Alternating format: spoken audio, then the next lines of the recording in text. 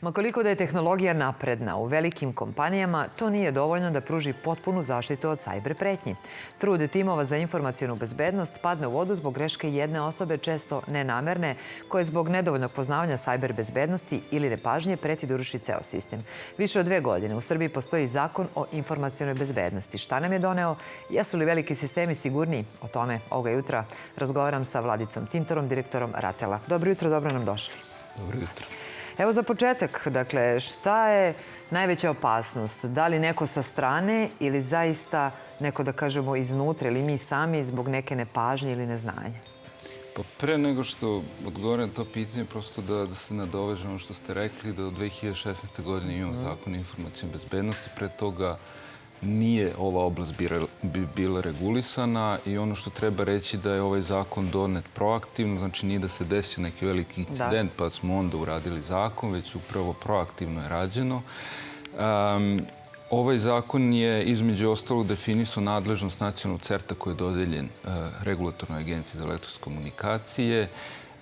Također je definisao šta se dešava ako se incident desi i ko je odgovorna institucija za to i također je propisao obaveze za posebne CERT-ove koji su definisani unutar zakona, tako da dosta je kompleksna struktura koji je zakon propisao ovu oblast, koja je podeljena vezano za građane, za mala srednja preduzeća, za IKT sisteme od posebnog značaja, odnosno za državne institucije.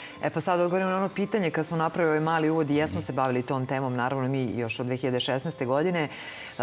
Koja je najveća opasnost? Da li s polja ili od nas samih? Evo, prema nekim podacima, kaže oko 5000 internacionalnih kompanija, 46% incidenata koji su se odigrali u protekloj godini bilo je prouzrokovano od strane nekoga od zaposlenih koji su to učinili nenamerno. Jeste. Mislim, odgovor na to pitanje jeste da postoji pretnja iz polja i iznutra. Tako da jedna od intencija zakona jeste prevencija. A prevencija podrazumeva da pre svega interni sistemi, a i zaposleni koji rade u tim institucijama budu spremni na izazove koje donose savremene tehnologije. Između ostalog, svaka institucija od posebnog značaja mora da ima akt o bezbednosti. To su nekih 28 procedura koje svaka institucija treba da propiše, kako da uredi svoj interni sistem, šta treba da radi ukoliko se incident dogodi itd. Znači, ono što treba da radimo jeste preventiva, ali naravno to neće nas sprečiti da se incident ne dogodi, ali ako se dogodi, prosto da budemo spremni na to. Dajde da objasnimo malo šta je CERT, šta je tim za krizne situacije. Možemo li to nazvati hitnom pomoći kad je reč o velikim sistemima informacijne bezbednosti?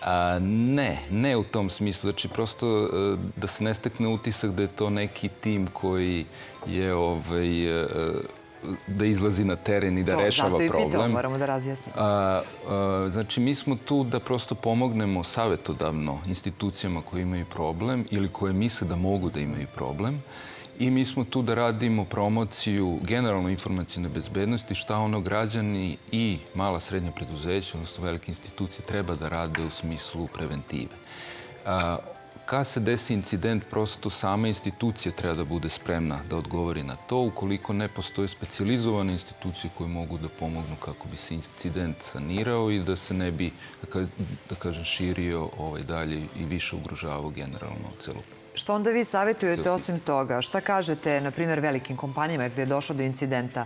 Ako ne znaju sami da reše taj problem, koga da pozovu, kome da se obrate, kako dalje taj savjet ide? Da li i o tome razgovarate?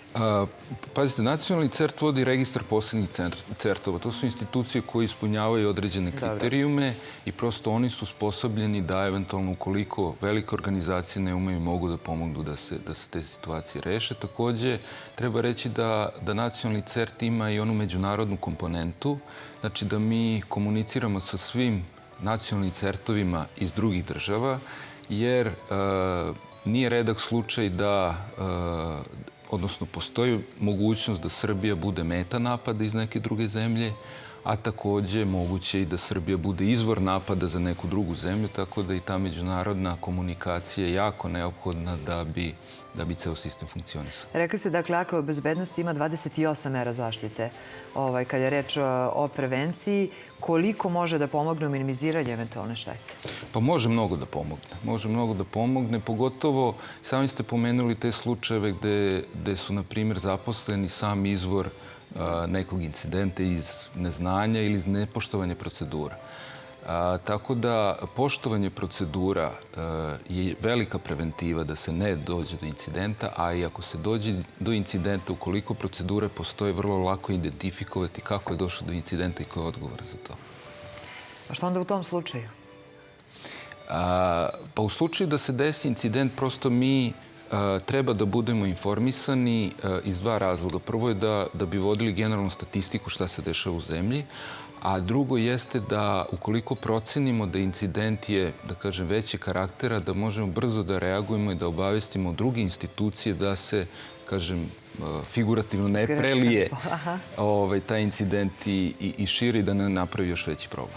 Koliko je do danas bilo prijava i koje su najčešće?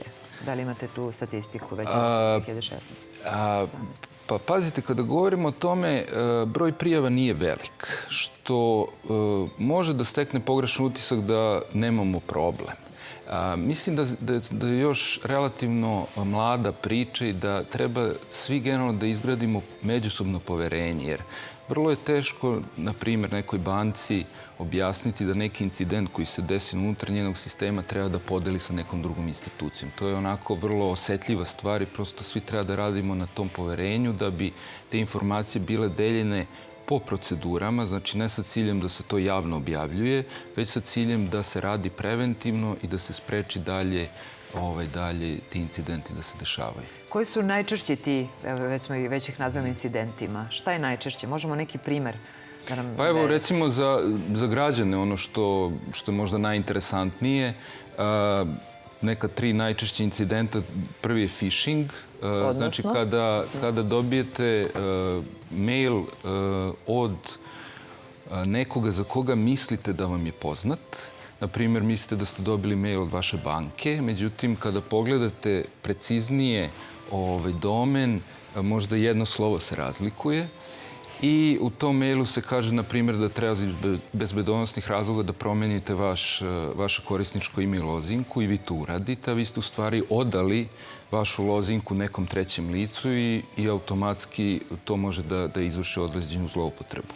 Takođe, recimo, ransomware, to je iznuđivački softver, znači kada dobijete isto mail koji vam iz radoznalosti ga otvorite, pokrenete neki softver, a u stvari je jedan maliciozni softver koji vam zaključa računar i traži vam određeni novac, bilo u kriptovalutama ili na neki drugi način, da bi ponovo pristupali vašim podacima i generalno naš savjet je da se nikako ne pristaje na te uslove, zato što nema garancije da će se ta situacija rešiti. Takođe, recimo, u incidente možemo smatrati spamove, ono što svi dobijamo.